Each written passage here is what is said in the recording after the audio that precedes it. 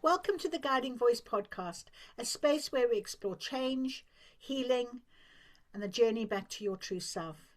So if you've been feeling stuck and held back by limiting beliefs, important cycles of negative thinking, you're not alone. And this is exactly where this podcast meets you. Each episode is designed to gently help you break free from those patterns and give you something real, practical, and meaningful that you can begin to use in your own life.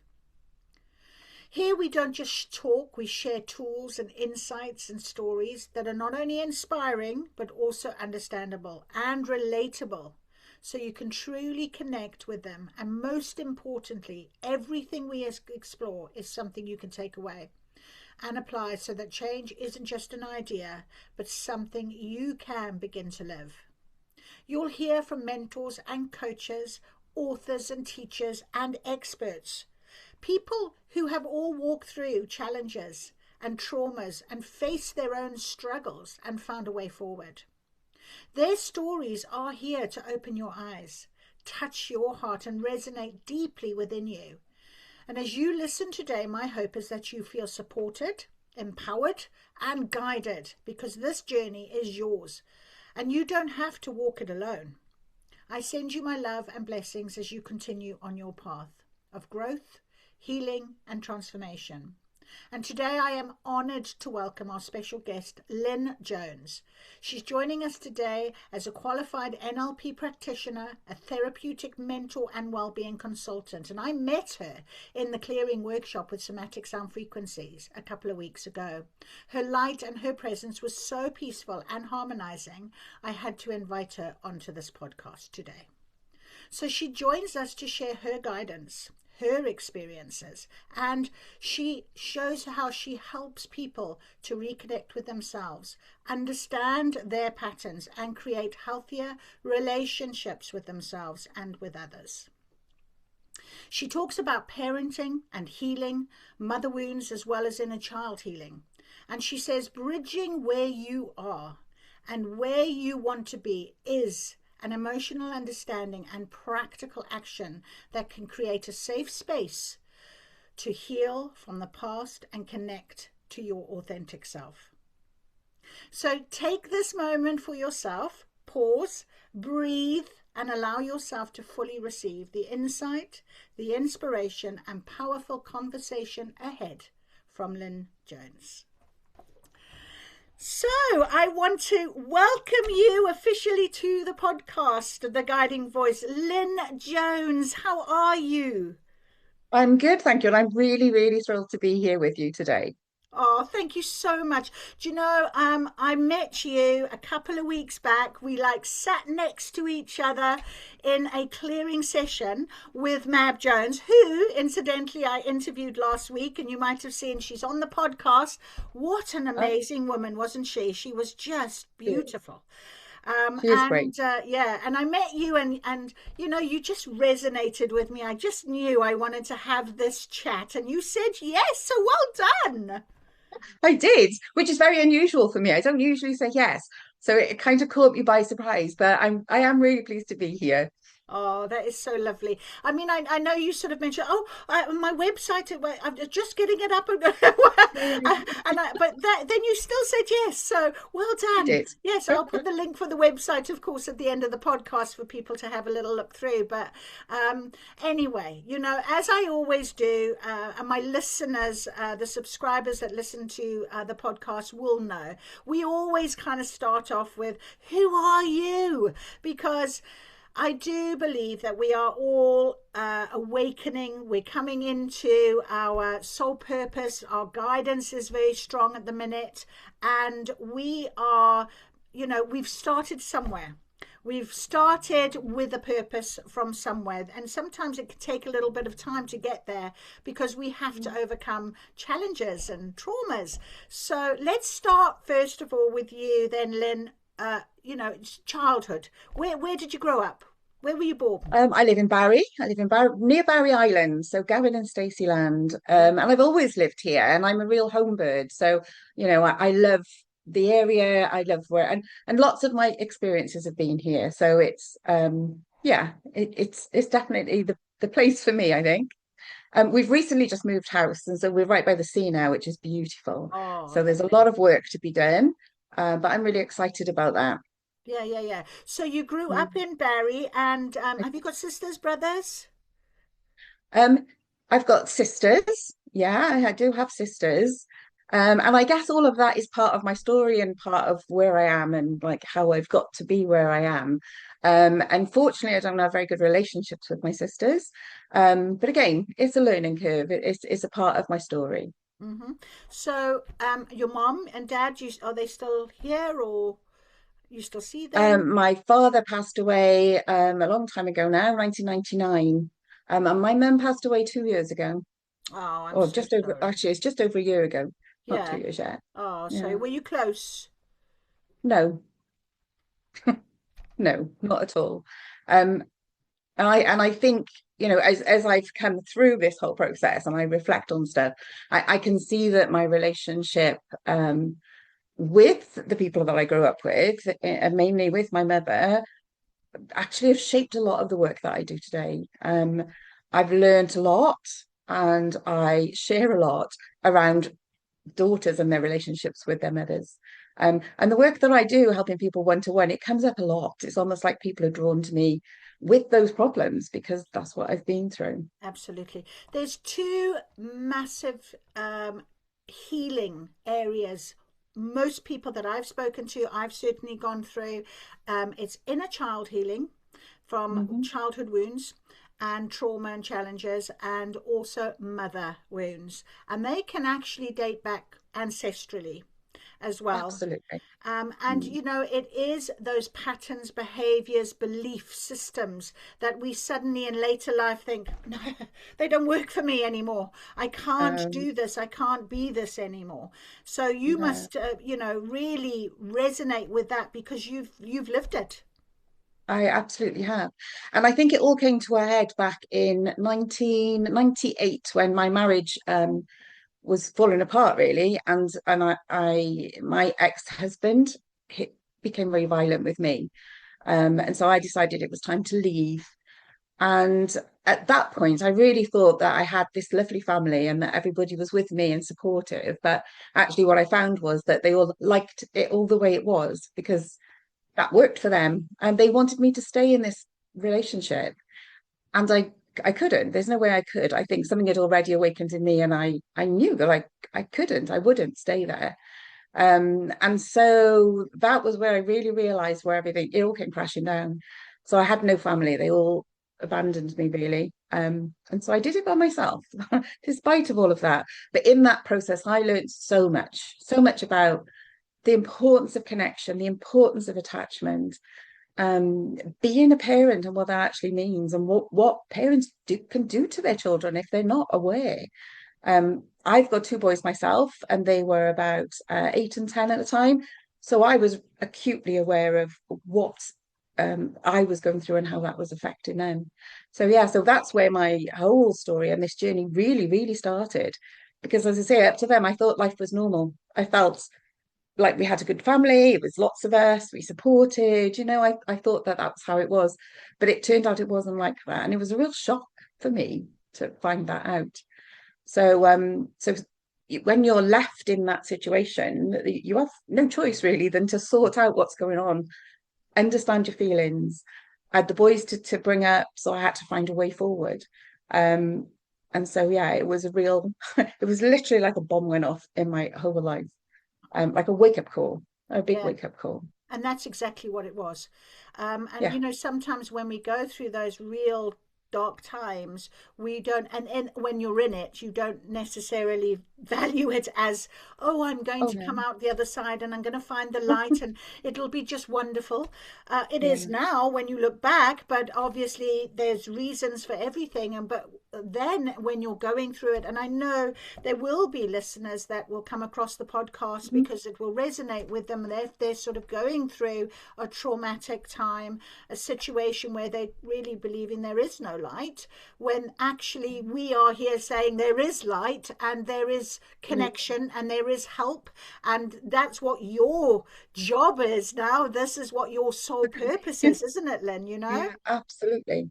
And I really feel that, and I'm really grateful for that. I'm really grateful that I've got the understanding now to be able to help people move much quicker through the things that I went through. So it took Yeah, a long time for me to process that and learn, learning all of these new things yeah, whilst I was bringing up the children yeah. as well. So and had to find a job. So it all kind of like came together. But my background, I started my early career in childcare. I'm a nursery nurse trained. So Wow. my So life was already, always about children yeah, and children's development and the importance of those early years when children are forming and what's going on. So always that was in my mind. Once I'd gone through this in my marriage and I was in the process of getting divorced, I volunteered to go to Women's Aid and support women there. But I went in like, all guns blazing. This is amazing. You can get out of this. You can do these things. And really enthusiastic for them. But it was just too much. And I could see that. I started working with the children and realized that actually the children, I could work with them and that was great. But actually, unless I was working with the mothers, there was going to be no change here. And I was kind of like seeing that parallel in my own life. So I knew that like I had to do the work. This wasn't about anybody else. It wasn't about blaming anybody. It wasn't about shutting myself away. It was about doing my own work, digging down deep, and facing some really painful stuff, really painful. absolutely, absolutely. And I mean, just going back a little bit, you did sort of say you expected those external influences to have the same narrative or the same understanding that you did at the time your life was imploding, but it wasn't to be. And that is something that I think a lot of us will definitely resonate with, is that, you know, it's no one's going to come and rescue you, and No, external influences are not what you need. It's about going into that internal strength and that internal healing. It's only your journey, yours alone. And it's really important to recognize that no one is going to come and rescue. I thought I was going to be rescued, and I realized I had to rescue myself. And then yeah, when I realized that, that's when I indeed did rescue myself.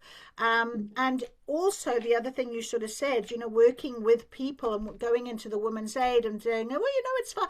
Unless those people that you know are in a situation, unless you're ready to actually hear that it's time to rescue yourself, you're not going to hear it. You're not going to hear anything from anyone else. You're just going to stay where you are.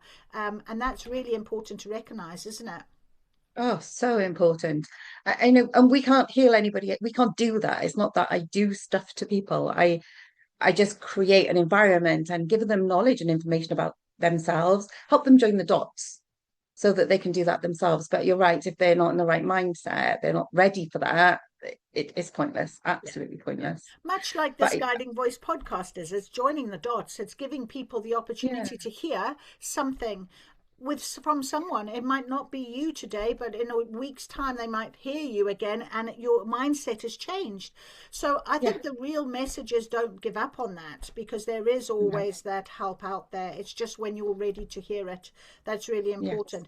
And having two little boys, of course, you know, I think also, you know, the pressure is that you are having to heal yourself with these two little boys. Your life has fallen apart, and you really want them to see a mother figure that is yeah, strong and brave and courageous, because you really want them to grow up, you know, valuing that female yes. leadership kind of thing from a Mm, male perspective. How did you yeah. find that when you were thinking about it? It was quite tricky, and to be honest with you, I used to feel like somebody was having a laugh somewhere because I had two sisters. So I was brought up with girls. My mother brought us up for a good part of our life on her own. My cousins were all girls. I went into an all girls school. I went into college to do childcare. It was all girls. It was all women. I went into education to work. It was all girls, all women. And then there I was on my own with two boys. So I did think at the time this is like hysterical. And I think it's been a real learning curve for me. but also about like understanding male energy as well as female energy. There's been more to it than that. But my boys are amazing. My boys, I am so proud of them. I get a bit emotional, but I am. Um, because we've done this together. We went through all of this together. And without them, I don't know if I'd have learned so much, about myself. And I see them now and they are living like lives being themselves. My one son is a dad and he's an amazing dad and it's so lovely to see. And I think breaking the patterns that were within my family, been really difficult, but we've done it and our life is very different now. It's very different. We help and support each other. There's love, there's encouragement. We can be honest and still like each other. There's all of this that really wasn't there for me when I was growing up. Mm, Um, they're allowed to be who they want to be. mm. They're allowed to try things where, I felt very shut down and very, I don't know, squashed, I guess. But as I say, understanding the mother wound and how that works and how that sits in patriarchy, this whole thing came together for me. It's like this is, if I could have chosen a perfect life to learn what I've learned, this was it. Yeah, Um, yeah. I have absolutely learned what I need to learn to be able to help other people. And really that is in my heart. And I know that I've got there. I work um with a charity 1 day a week and I sit in a pod for 10 hours a day, 10 hours on a Tuesday. And people can book in and come. Anybody can come. If anybody needs anything, they can come. And it is amazing to be able to offer that, to be a part of that offering to the community. Is that parent Um, to parent? Is it called parent to parent charity? no, that I set up a charity called Parent to Parent. So Okay, Parent to Parent is a charity for parents to help right. parents.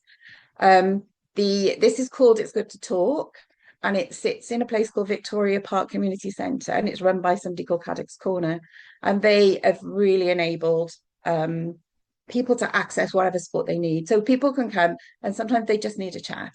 Sometimes it needs to be, I just need to listen. Sometimes there's more. I'm NLP trained and I use timeline therapy a lot to help people clear their past emotions and understand themselves better. Teaching all the time. You said earlier you were a teacher at heart. That's me too. I'm a teacher at heart. Um, I teach people about themselves, about their nervous systems, how their mind works, their reactions. I teach them about their own lives, like joining the dots, which is what I did with mine. Where are the patterns in my life? Where have they shown up? What do they mean? How can we learn from that? So it's all about that. That's what I bring. That's my journey. That's what I bring to the table. Oh, it's so I call it lovely. therapeutic mentoring because it's not counseling. It's not. It's bigger than that. It's not just NLP because there's more heart in it than that. It's Yeah. not coaching because it's not about pushing people forward. It's about helping people go inwards, I guess, and reconnect with who they really are. And for some people, that's a real surprise. Yeah. We're all in there. We don't disappear.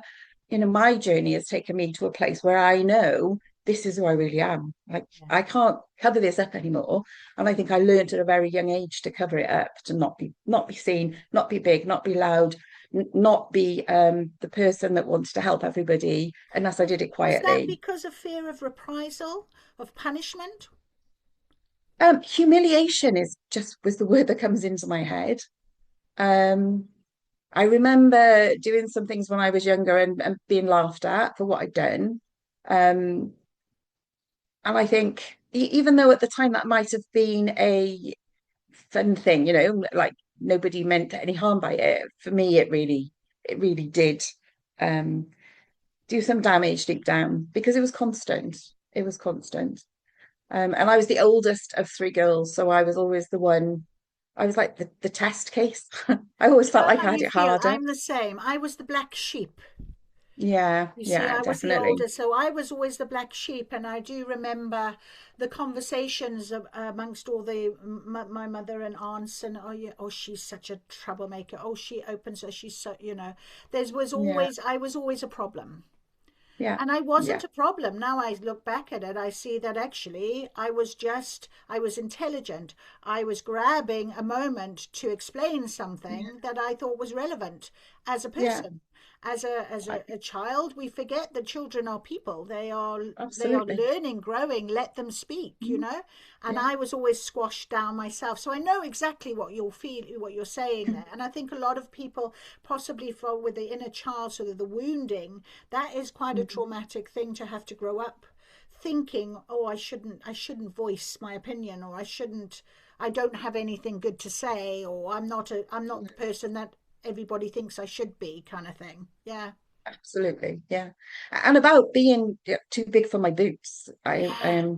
Who do you think you are is something that used to resonate in my head all the time. Who do you think you are? And I think that's kept me small for a long, long time. Yeah. And that has been part of the mother wound and about understanding what that means, um, before I've even been able to, to stand up and do my own thing. Yeah. Took me a long time. I've always wanted to do my own work. I've always wanted to do this, but it's only the last 3 years that I've actually been brave enough to do it. Wow. And this is my first time I've been brave enough to, like, be on a podcast and actually be seen, because being seen was something that was, that I didn't want to be. I didn't want anybody to see me because I didn't know what they were going to say, or was worried about that. And now I think, well, actually, this is me.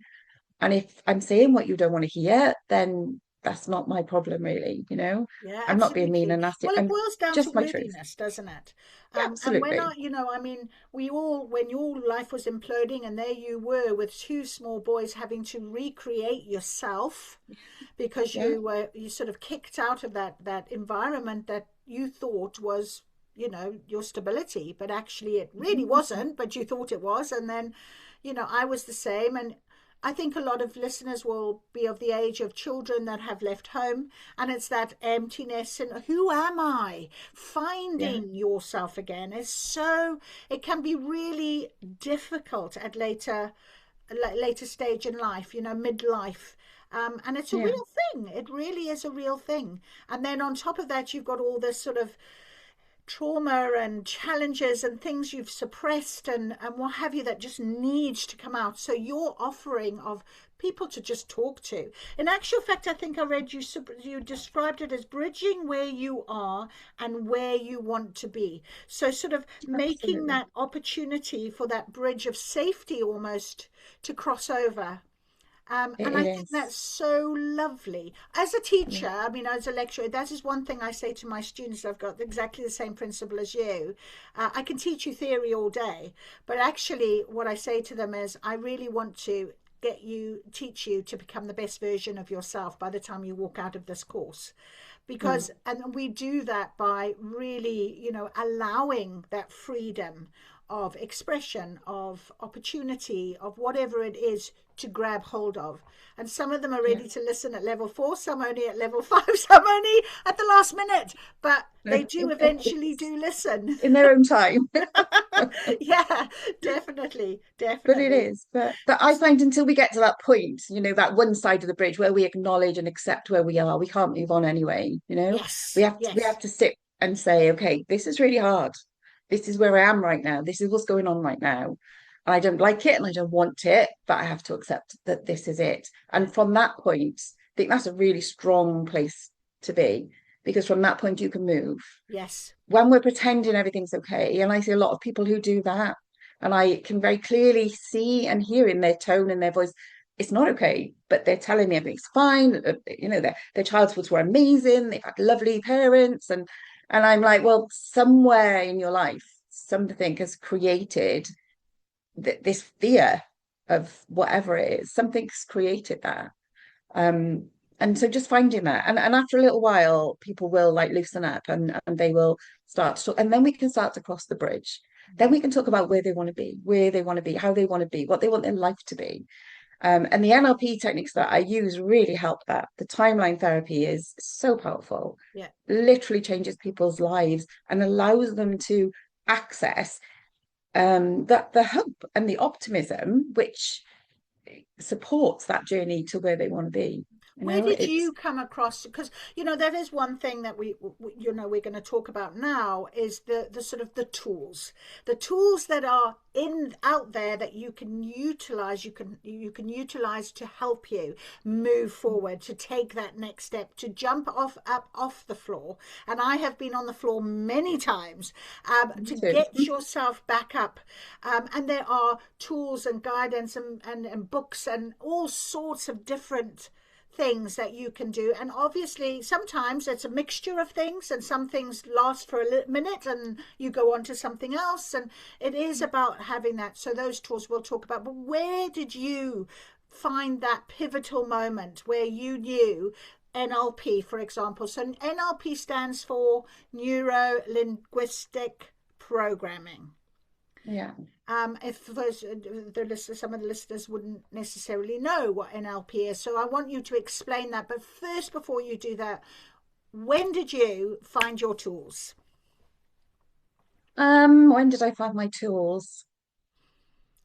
A long time when all of this started going off for me, I found somebody who was, I guess, like a mentor to me then, who offered intuitive counseling and was a Reiki healer, and also had a little bit of insight, I think, into who I was and where I was going, and was a real support. And I could go whenever I wanted. So it wasn't, I didn't have to go for 3 weeks on a trot. I could go once, I could go back in 6 months when I needed to.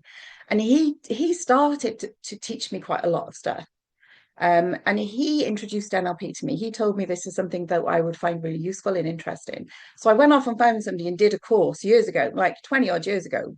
Um, Learned about half of it, thought, oh, this is fine, I can do it now. Never stayed for the certificate. It wasn't that deep. The guy moved house, I couldn't find him, didn't get my certificate. So more recently, I decided that I'd go back just to get the certificate. I thought, I know all this, I'm just going to get the certificate.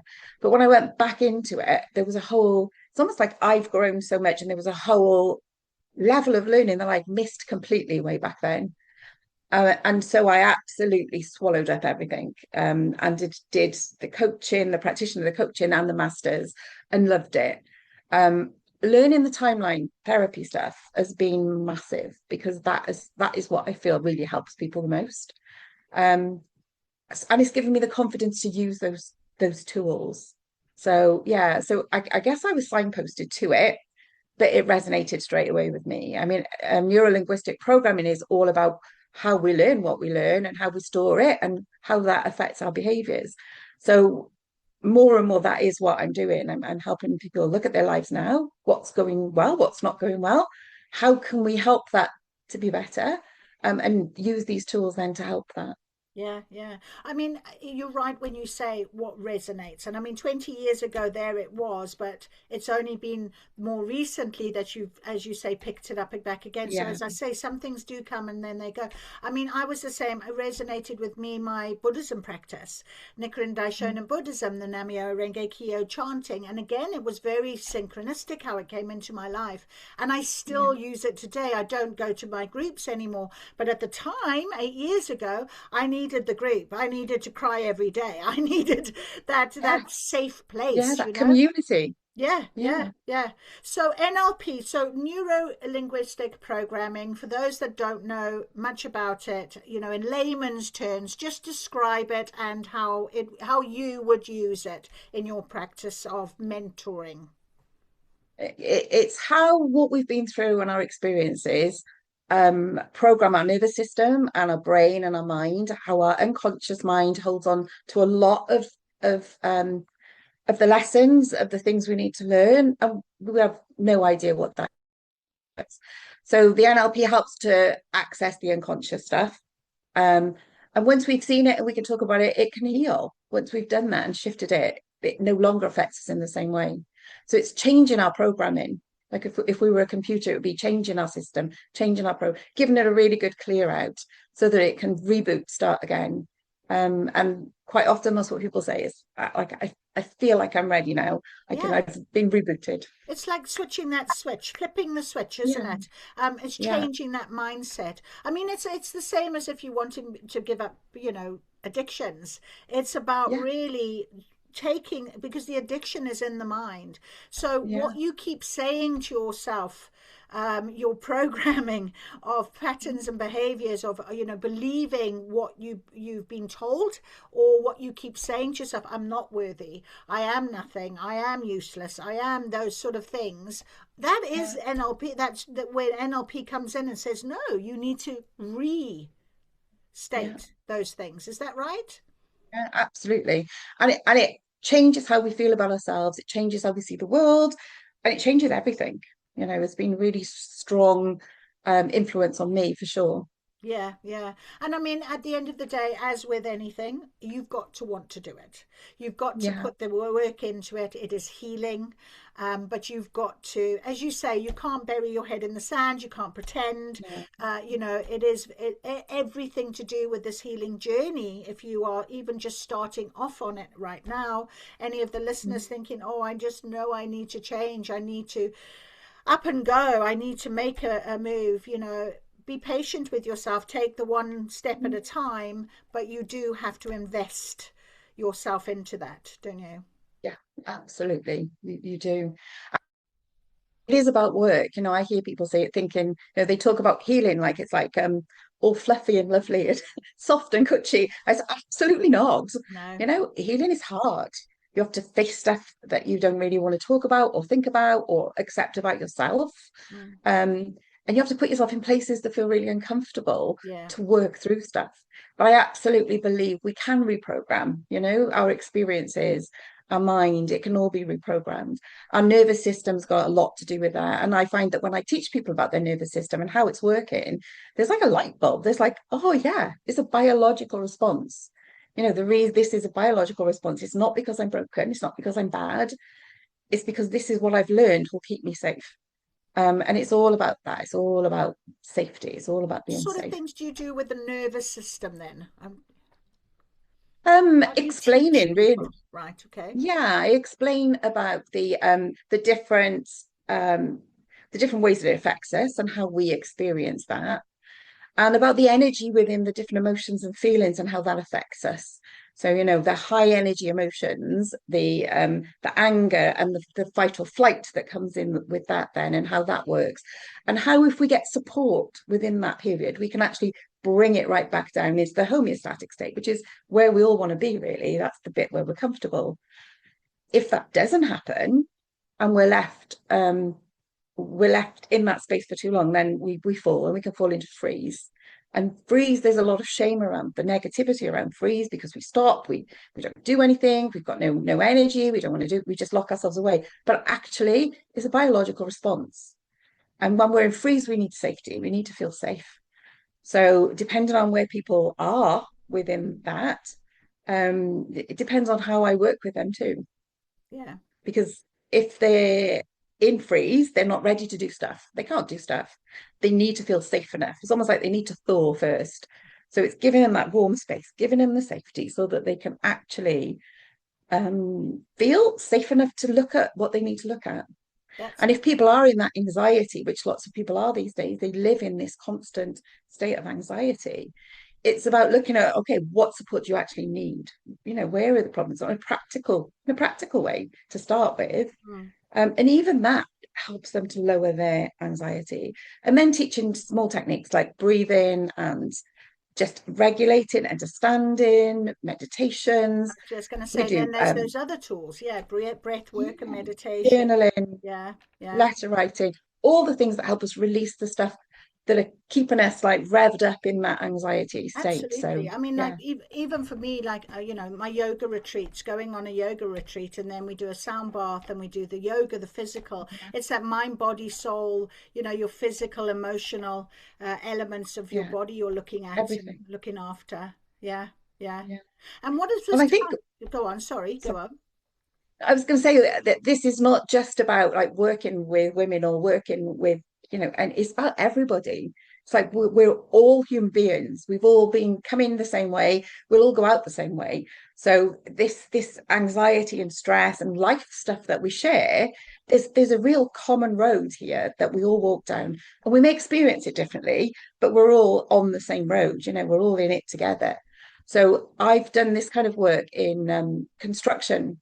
So working with people in construction, builders, people who don't take time to stop, people whose jobs are high pressured and high paced, and who would never stop to think about their own nervous system, and teaching and doing the one-to-one support with that, the light bulbs come on and the changes in people in a really short time, just because they now understand themselves a bit better. Yeah. It's amazing. It's Yeah. absolutely amazing. Yeah. What about this timeline shifting that you talk about as well? What is that? Yeah. Well, timeline shifting is about clearing out our unconscious mind of the big emotions that we've stored up over the years. So we don't start to be angry when we're like 20 and somebody says something we don't like. It starts way before that. It starts way before we're 3 years old, because before we're 3 years old, we've got no recollection, no real memory. But babies cry, babies get angry in their cribs, and it could have started before that. There's lots more work around epigenetics now. So genetically, how things are passed down to us through our families affects us too. It could have started way back then. Somebody else could have given it to us in another generation. It could have come from a past life, and we could have something that we're bringing through time and time again to heal, to learn, to move Yeah. on. Yeah. Could have come from there. So this helps helps access the unconscious mind. We go back to the first event. And then if you imagine a string of beads, the first event, whenever that was, is like the bead at the bottom. And once we've discovered what the learning is from that, so our mind doesn't let go of that, or hasn't let go of that, because it hasn't understood it. So once we give it some time to understand what was going on there, actually, it's like the bead at the bottom comes off and everything falls off the string. So it clears people's pathways, or their pasts of those big emotions, which means that when they're here now, they can react and respond to what's going on now, rather than a reaction based on what they've learned or their old experiences, because they've all been gone now. So obviously we can't change people's past, and I wouldn't want to, because we learn from that. And it doesn't stop us having emotions in the future. So we still have to be mindful of emotions and what they are in the future. But a lot of people are scared of emotions because of their past experiences with them. And they think that if I start to cry, I'm never going to stop crying. And actually, that's not true. Emotions last about 90 seconds, as long as we don't feed it with our thoughts and with our negativity. So teaching people that goes a long way. So once we've cleared it, they literally have got a place to restart. They can make things different. And it's easier to make those changes. It's easier to make a difference. That's amazing. That is beautiful. Mm. Just to go on now about your parent-child parenting, it's Mm. sort of how do you because the reason why I ask this is because I know I've interviewed a couple of people now that are working with children from difficult situations. My son himself, he works in behavioral school, and the behaviors of children are learnt behaviors. They don't know any Yeah. different. And it is the parenting, and of course we all try our best to be the best parents we can be, and there's no real manuals. It's like what you can be. And as you say, I mean, if I've got trauma that I'm bringing to myself, and it's just learned behaviors that I'm parenting, Yeah. what sort of things, what do you do, how do you help? I have a I have a program that I've run across schools in Vale. It's where I started, actually. It's what I started to do because that resonated the most with me. And it was helping parents just reconnect to themselves and who they were before they became a parent. So it wasn't parenting as much as I wasn't interested in what was going on at home right in the first instance. I'm interested in what's going on within them, giving them opportunities to explore that, looking at their nervous system, looking at their own childhoods, tracking their own timelines and looking at what happened, helping them join some of the dots, taking away the shame that a lot of parents carry about not being good enough, the way that they're living. People are in houses. I mean, the way that we're living today, there's pressure everywhere, isn't there? And there's fear everywhere. And everybody's scared. Nobody's feeling really safe in their own homes. So it's helping them to begin with in a group session to learn those things and to shed some of that. And it also starts the process of their own stuff and what they want to think about. Then I would do some mentoring sessions with them. They had 2 mentoring sessions as well. And within those sessions, because we'd done the groundwork, they were ready. They were ready to talk. And then the tools, the NLP tools, work really quickly, giving them tools like journaling letters to get rid of stuff, sharing my own story, giving them hope that you can go through these things, and be okay at the other end. And people see me now, and I will have a nice house when all the work is done, but I didn't start there. I literally, once I got divorced, I lived in a caravan with my children, and they were feral at that point because our lives were completely being ripped apart. So we were actually banned from the caravan park. The owner said you can't bring the children on the caravan park, and I had to hide them under a blanket in the back of the car to bring them in and threaten them to be quiet. So like I've been there. It's not always easy, but you can do that. If you're prepared to put the work in, you can move. I totally believe that when we are able to reconnect with ourselves, everything else comes naturally. So I never told parents how to be with their children, but because they felt better in themselves, because we talked about what children need and what they needed as a child, and they understood it on that level, they were then able to change their behaviors with their families.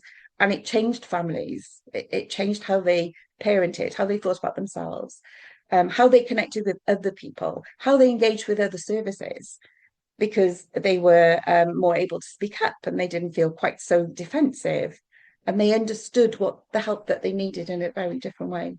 So it made lots of changes without actually, waving a stick and saying, you're a naughty parent, you need to do it like this, because all children are different, all parents are different. There is no one way.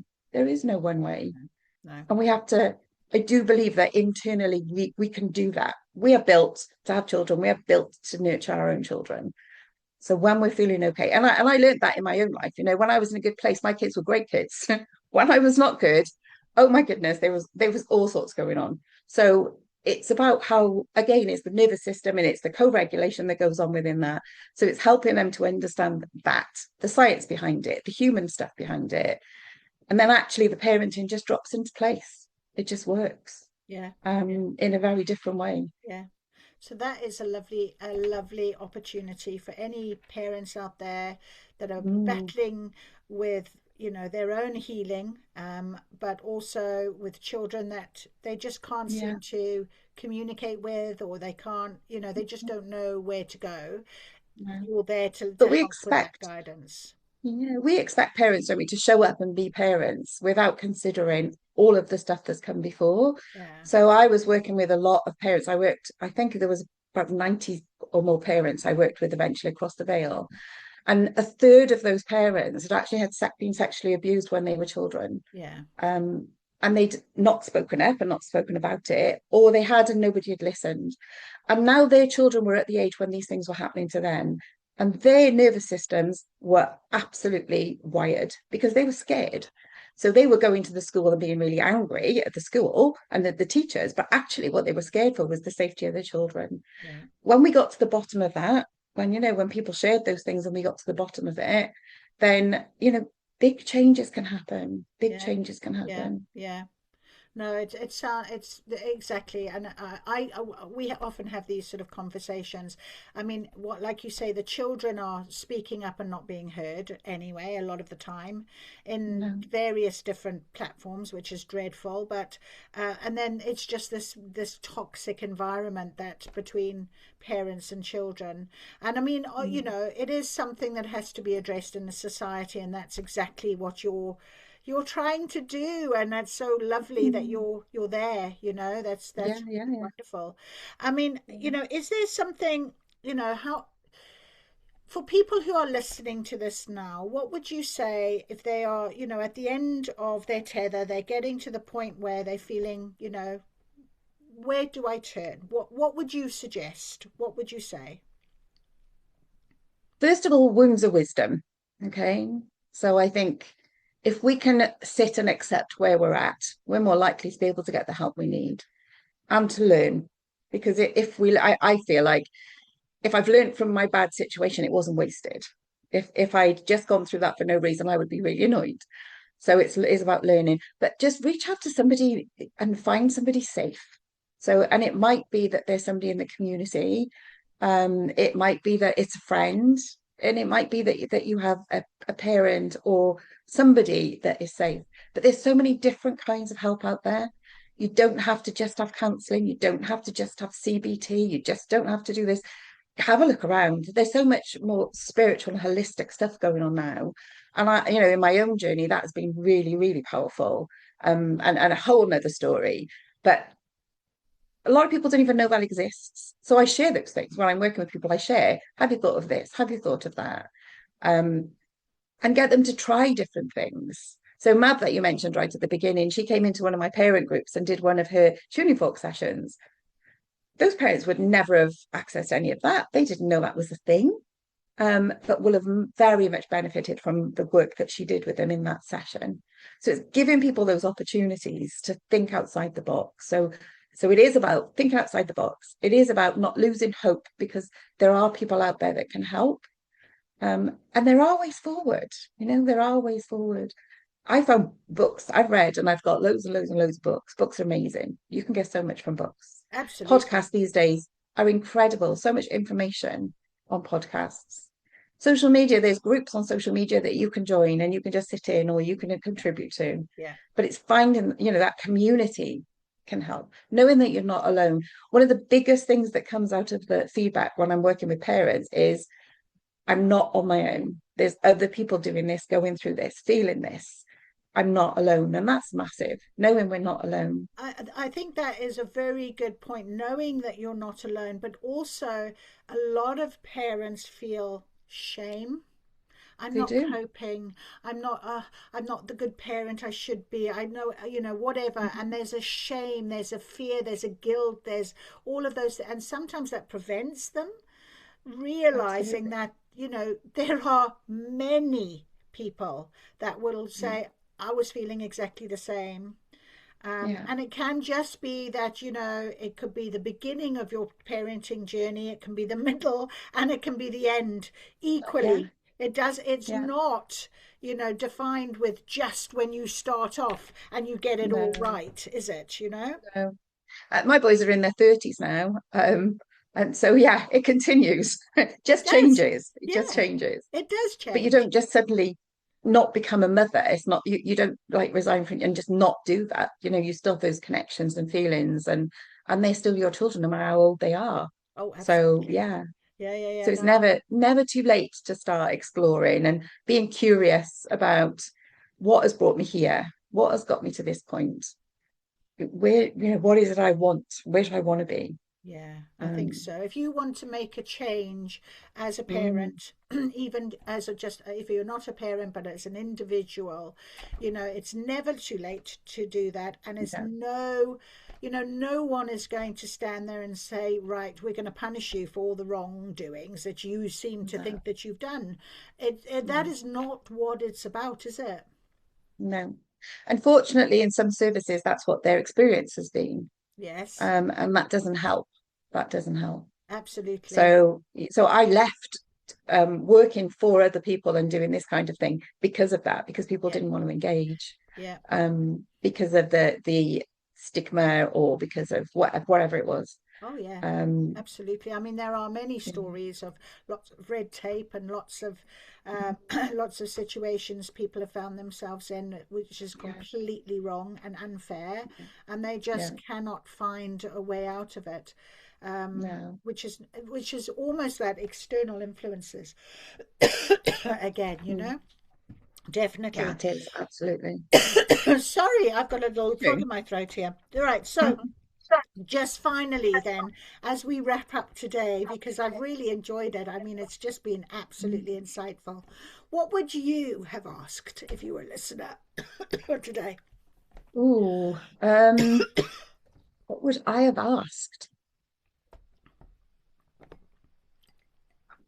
I guess, I guess for me, I would have wanted to know more information, more information, or be signposted to different things they could try or books they could read. Then, they can go onto my website, they can message me, and I absolutely will help with that. I think having information, having the correct information, and being able to make up my own mind was one of the biggest things for me. Yeah, because I didn't have people around me necessarily that I felt that I could trust. So, Yeah, um, absolutely. so yeah. So it is about getting the right information, It is, and the right people. And and the right sometimes people. you have to get rid of the people that you thought were right that are no longer Absolutely. right. They have to Absolutely. leave your life Yeah, they do. in order for you to make that change, Yeah. And that can be really painful, but it's also very liberating Mm. when you're not felt like you've got to be on, have that or that performance going on, that you can actually just be yourself. That's very liberating. So yeah, it's being in the right people, finding a community, learning about yourself, and that puts you back in control of yourself, Yeah. which is what most people need. They want to feel safe. So it's, how do we feel safe here? By understanding what we're going through, by knowing that I can make choices, knowing that I can reach out, knowing where I can do that, knowing where I can find that information, knowing that that's even possible. Because sometimes people don't know. Lots of people come to me, they have no idea.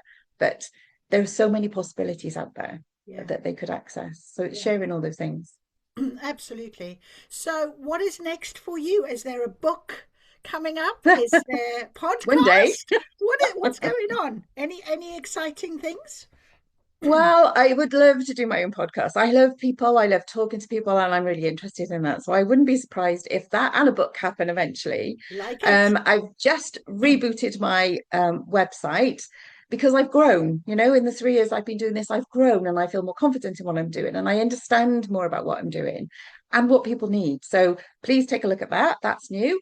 I'm just about to launch a 6 series blog about the mother wound and about my journey, about how I went through that, how you grieve somebody when you're not there, when they're alive and you can't be with them, and what happens when they die. My mother died, and I wasn't in contact with her, and that was really difficult. And I wasn't, even though I thought about that, knew that would happen, I hadn't really prepared myself. So it's talks through that too. I've also prepared lots of worksheets to go through with them. So if you are thinking about this or curious, you can have a look at the worksheets and start to work through and help some of those things as well. So that's happening. Um, yeah, who knows? Who knows It's what's lovely. next? I mean, I think the final message really is that you're never too old to start something new. You're never No, too old to learn something. And also, I mean, the idea is you are always healing. Even now, you're still doing your healing. absolutely. Doesn't just end. It absolutely just keeps going on. Yeah. And I'm glad about that, really. I mean, otherwise life would be really boring, wouldn't it? Well, this is true. This is lovely. Well, Lynn, Stay my lovely, curious. oh, honestly, I've really so loved it. I mean, just to finish, bridging where you are and where you want to be is what we've been talking about today. And Lynn, you've really, given some very good insights. You are obviously on this wonderful journey. Your sole purpose is to shine a light into helping others, being able to bridge that gap as well, making sure that their next stage in life is going to be the best it could possibly be, the best version. Yeah. Absolutely. Yeah, Yeah. absolutely. All right. Any Thank final you. thoughts? No, I'm just grateful for this opportunity, really. I think I'm surprised at what I've talked about. There was no script, so it has come out very naturally. And some of that stuff is really personal and quite difficult to share. Even though I've written it down, verbalizing those things is quite hard to hear. So thank you for that. Thank you for that opportunity. Because you're right, we're always learning, we're always healing ourselves. Oh, that's lovely. Okay, well, thank you, Lynn. You take care now. I'll see you again Thanks, Deborah. soon. Bye bye. Yes, Bye. hopefully. Bye.